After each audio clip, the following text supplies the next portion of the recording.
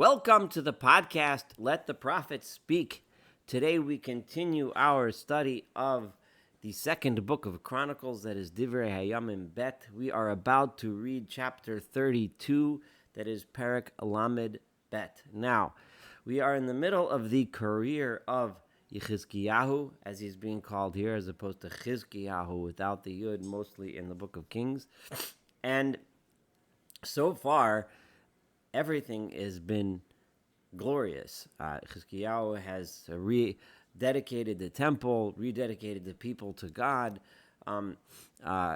He's been faithful to God. He has reestablished the priesthood, reestablished the finances and successful running of the temple and the kingdom, and he was being successful. In fact, the last word of the previous chapter was v'hitzliach, and he is being successful.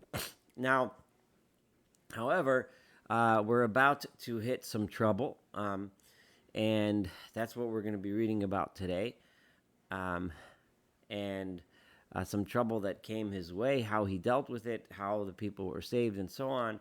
So let's get to it. Chapter 32. After these things and this truth. I just gave a literal translation, which isn't always the best way to translate things, meaning the truthfulness with which Chizkiyahu behaved and acted. So it's giving a hint that until this point, Chizkiyahu acted with emet, with truth. As we move on, we might start seeing some cracks in that. But in the meantime, Sancherev Melech Asher, Sancherev, the king of Assyria, came Vayavo Yehuda, and he struck within the lands of Judah, of the kingdom of Judah. Vayichan al Heorim Habitzuros, and he camped against or laid siege against the cities that were fortified. Remember, we mentioned that Chizkiyahu had fortified the cities in preparation for this defense. Vayomer levik elav. And now this wasn't just a raid for booty, a raid to capture slaves. This was a raid with the intention of taking over the city and destroying the kingdom of Yehuda, just as he had done to the northern kingdom of Israel only a few years prior. Vayar Chizkiyahu kiva Sancherev, and Chizkiyahu saw and understood that Sancherev was coming, that he had come into his land. Ufanav la milchama al Yerushalayim, and that the next step he was going to wage war against the capital Jerusalem in order to take over the entire kingdom. So vayivoatz im sorov v'giborav, he took advice from his officers, his cabinet, so to speak, and with his military leaders, listom et meimei hayanot, and they decided together to close up the wells, the springs, asher michutz la'ir, that were to be found outside the city walls, vayazru, and they supported him in this effort. So they understood that an army, no matter how big and mighty and powerful, is only as strong as its supply lines. And water is obviously a crucial resource. Without water, they could not be able to lay siege or attack the city. And by closing up the water sources, he accomplished that the water sources outside the city accomplished that to make it extremely difficult for Sancherev to come against the city. Vayikavtzu amrav, and they gathered together a large group of people. Vayistumu et kol hamayanot, and they blocked up all of the springs. V'etanachal hashotef b'soch haaretz, and the river that flowed within the land. Some kind of underwater river, underground river is what it might sound like. If you literally translate Petoch Haaretz, but this river that ran, they closed it up. Leimar saying as follows: Lama yavo'u malchei Ashur umatzu mayim rabim. Why should it happen that the Assyrian king would come and find a lot of water resources? So in other words, instead of allowing that to happen, let's block it up and redirect it. Those who have visited the old city of Jerusalem can see the tunnel that Chizkiyahu dug to redirect this water into the city, so that the flow should come out within the city walls in a remarkable feat of engineering. And he also gathered his strength. He got all of his strength and morale and all together, Vayiven, and he built up the broken down wall. So any areas of the wall that needed repair, he fixed. Vayala al migdalot, and he raised up towers on the wall of Vilachutza Hachom Acheres, and he built another additional wall outside the original wall. Vayechazeket HaMilo Ir David, and he also built up the Milo. That's the area. Usually assumed that this Milo is the area that fills the space between the city Ir David, the city of David, which is somewhat to the south and on a lower hill, and up to Jerusalem, up to the area where the Temple Mount is. That Milo is that area in between that kind of fills that space, hence the name of Milo. There's a lot of other understandings, but that's generally the most accepted one. Vayas shelach larov umaginim, and he made a huge amount of weapons and shields. So he got ready for a big battle. He made sure the defenses were ready. He made sure that the water supply was ready for the people in the city and taken away from the potential attackers, and got ready for the fight. Vayitain sorei milchamos ala'am, and he appointed officers over the people, divided them up into armies. Vayikvetsei me'lav el rehov shar ha'ir, and he gathered them into the city, into the main square, which was at the city gate. Vayidaber levavam leimar, and he spoke to their hearts. In other words, he spoke to them in order to strengthen them and give them strength in their mission, so that they would be inspired to fight. Chizku v'yimtzu, be strong and be brave. Al tiru v'al techatu, do not be afraid and do not be frightened. Mipnei melech Ashur, because of the king of Assyria. Milifnei kol hamon asher imo, and don't be afraid of the huge amount of armies that he has with him. Ki imanu rav me'imo, because that which we have with us is much greater than what he has with him. Imo zero abasar, he has an arm made of flesh. In other words, he's a human being. V'imanu Adonai Eloheinu yazreinu, but we have God with us. Ulihilachem milchamosenu, he is with us to fight our wars. Vayisamchu ha'amal divrei Chizkiyahu melech Yehuda, and the people relied upon him. The people were encouraged by him. The people felt brave because of Chizkiyahu's speech. The idea here is we're fighting with a reason, we're fighting with a purpose. The strength of our fight is so much greater than the strength of his fight. He's fighting for greed and power. We're fighting for something much more important, much more lofty, and therefore we will stand and fight and win. Achar zeh sholach Sancheirav melech Asher. Sure enough, Sancheirav, the king of Assyria, sent Avadav, his servants, Yerushalayim, to Jerusalem.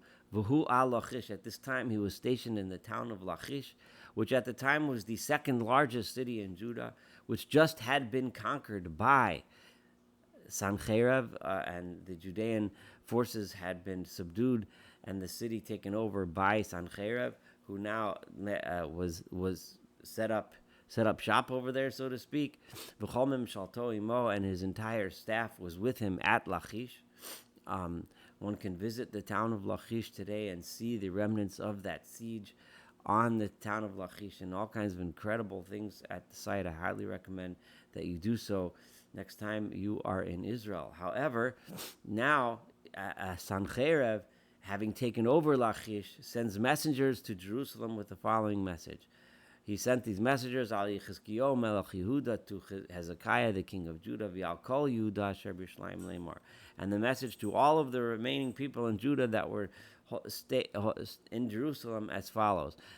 By this point, much of the Judean countryside, including, as we just mentioned, the second largest city, Lachish, had been taken over by Sancheirav. The people in Jerusalem were now under significant threat. Ko Amar Sancheir of Melech Asher. This was the message. So says Sancheir of the king of Assyria. Almo atem botchim v'yoshvim b'matzor b'Yerushalayim. What are you relying on? What kind of strength are you relying on as you sit under siege in Jerusalem? Is Hezekiah convincing you? Is he seducing you? He's trying to convince, he's giving all these fancy speeches, but ultimately he's just convincing you to end up in starvation and thirst. As he says, Adonai Eloheinu yatzileni mikaf melech Asher. As he says, the Lord our God is going to save us from the hands of Assyria. Hezekiah went and he took away all of the worship places of God. Right? Remember, Hezekiah took down all of the foreign bamot, all of the and these bamot, these places, the high places of worship, were not just places of worship to the idols; they were also worship places to God. But Chizkiyahu took them down because he centralized, as the Torah commands, centralized the worship within the temple in Jerusalem only. And here, Sancheiriv is making the argument, you took down all those temples to your God and you expect him to help you? I mean, he completely doesn't, of course, understand the concept of monotheism that has nothing to do with the temples. It has nothing to do with the sacrifices. God doesn't take sacrifices and then pay you back with helping you with miracles. What happens is God wants the behavior that he asked of us. And one of those things is not to have numerous places of worship all over the place. So he continued and he said his message to Judah and Jerusalem as follows. And he, in other words, he's continuing his speech. And Hezekiah tells you, you should only go to one temple, just in there, only there. Halotedu, don't you know Ma'asisi Aniva Avosai, what I and my fathers, in other words, the kings of Assyria that preceded me, what we've done to all the other nations of the land. Were their gods able to help them? If their gods didn't save them from me, why do you think your God is going to save you from me? Which of all of the gods of all of those nations that my forefathers have destroyed, that was able to save my nation, his nation from me? That you think that your God could somehow save you from me. So now, don't let Hezekiah convince you. Don't let him seduce you in such a way. Don't believe him. No God, no nation, no kingdom could save could save his nation from my hand and from my forefathers. Even your God won't save you from me. His servants, the servants of Sancheiriv, said further things, blasphemous words against the Lord God and against Hezekiah, who was the servant of God. Further, more and more things, many of which are recorded in the book of Kings and in the book of Isaiah.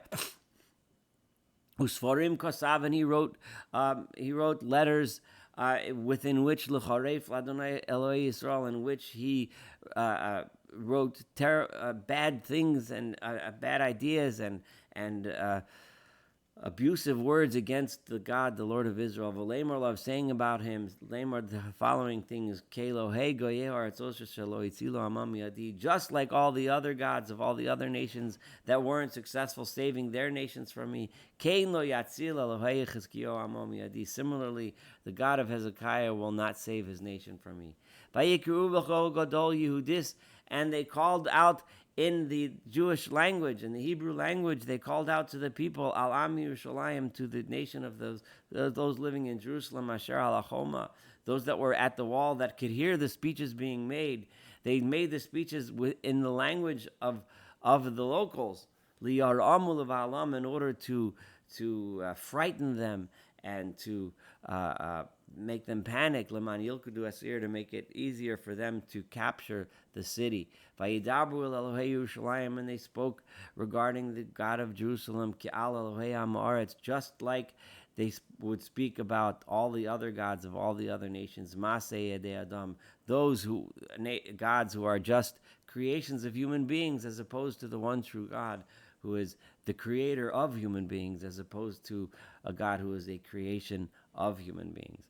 Vayispalel Yechizkiyahu HaMelech, and Hezekiah the king, Vishayahu ben Amoz, and the prophet Isaiah Hanavi Alzos, they prayed to God regarding this terrible situation that they were in by Yezaku Hashemayim, and they cried out to heavens.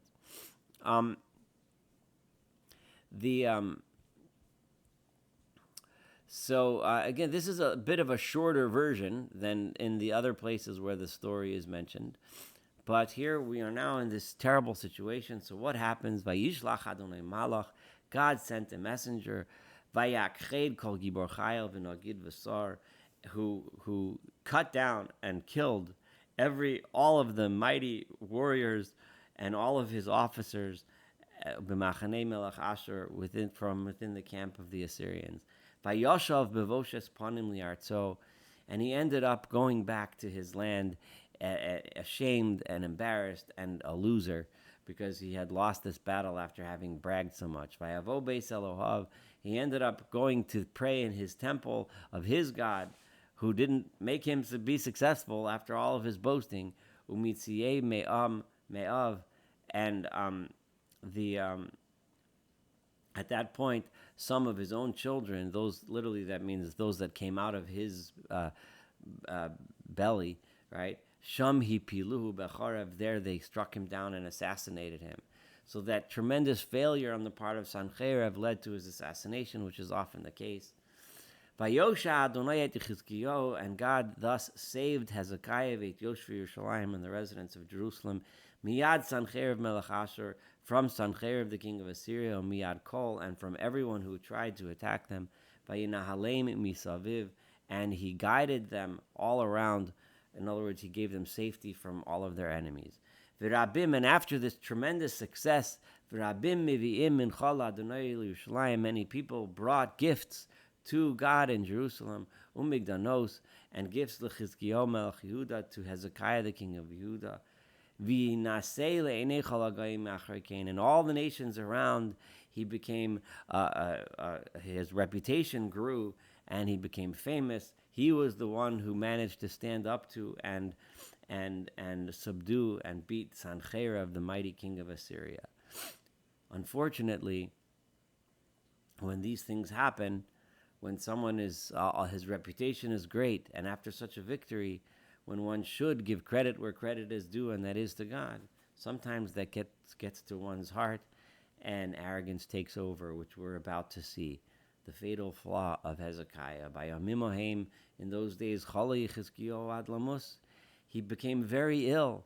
This is most commentaries, and it seems obvious, this is God's way of telling him, of trying to remind him, don't let it get to you.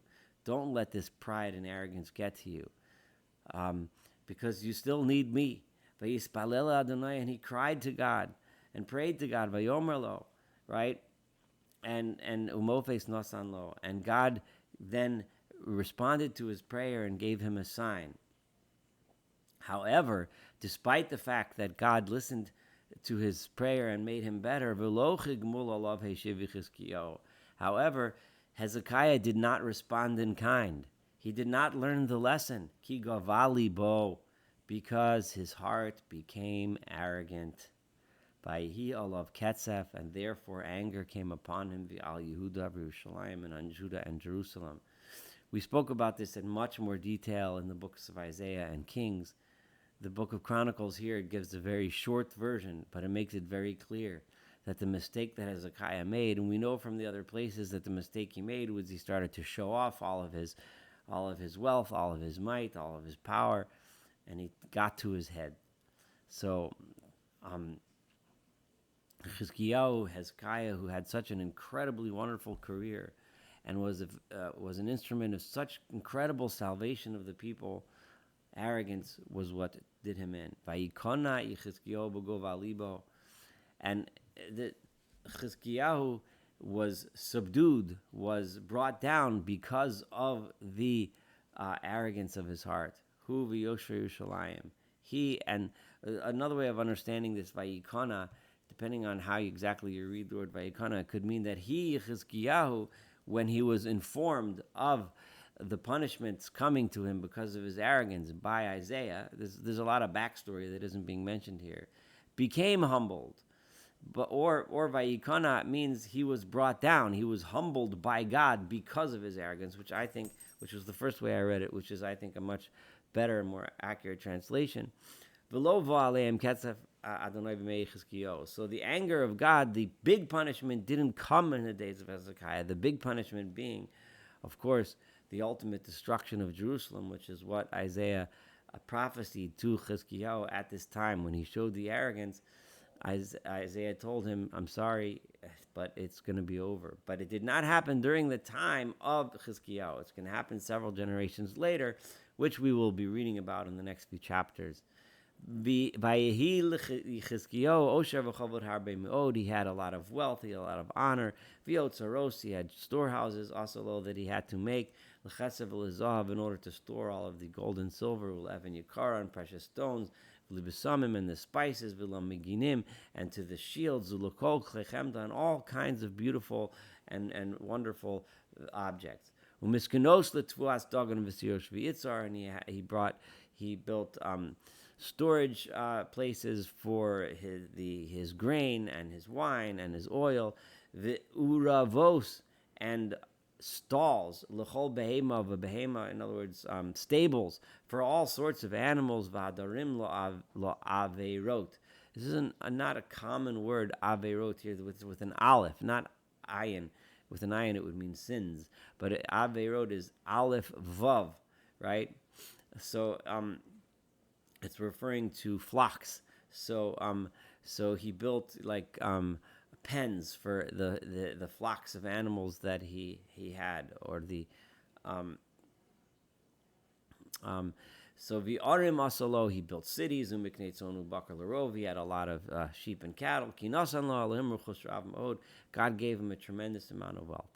V'hu Yechizkiyahu sasam es motzah me'mei Gichon ha'elyon. He is Hezekiah, who was the one who accomplished this major feat, that he closed up the upper waters of Gihon, Vayashrem, and he led it, and he led the water. He redirected the water lemata, below Marava li'ir David, so that it should flow into the city of David. And again, like I mentioned, we can still see this today. Vayetzlachi Chizkiyahu b'chol ma'aseu, and Hezekiah was successful in all of the things that he did. V'chein b'militzei sorei Bavel, and in the similarly in the matter of the messengers of the leaders of Babylon, Hamishalchim olav lidrosh hamofes, that were sent to him. Babylon was the rising counterweight power to Assyria, but Babylon was rising and Assyria was falling. We read of the assassination of Sancherib, which was kind of like the beginning of the fall of the mighty empire of Assyria and the beginning of the rise of the Babylonians. The Babylonians sent messengers to ally themselves with Hezekiah, who was now the only one who has successfully stood up to Sancherib, to Assyria. And they went lidrosh hamofes asher haya ba'aretz, in order to inquire about the wondrous thing. Presumably, this wondrous thing was the healing of Hezekiah from his illness, right? And because of this, azavo Elohim, God forsook Hezekiah linaso so ladas kol bilvavo, right? And what does it mean? God forsook him? To test him, to know whether his complete in his heart. In other words, that test was a test of his arrogance. By sending the messengers from Babylon to Hezekiah, right? Hezekiah had a chance to be humble and give credit where credit is due and give credit to God, or a chance to, unfortunately, be arrogant and show off all of his goods as if it was all him. Unfortunately, as we just read, he took the wrong path. V'yeser divri Chizkiyahu v'chasadav, and all of the remaining things that occurred during Hezekiah's reign and the kindnesses, the good things that he did, Hinam kesuvim b'chazon Yeshayahu ben Amotz Hanavi. You can read about them in the visions in the book of Isaiah ben Amotz, Al Sefer Malchei Yehuda v'Yisrael, which he wrote regarding the histories of the kings of Judah and Israel. Vayishkav Yechezkiyahu Mavosav, and Hezekiah laid with his fathers, and it's again the same euphemism, he passed on. Vayikberu b'malei kivrei b'nei David, and they buried him in the upper part of the burial places of the descendants of David. V'chavod asulo b'moso, and they made a great honorable funeral for him.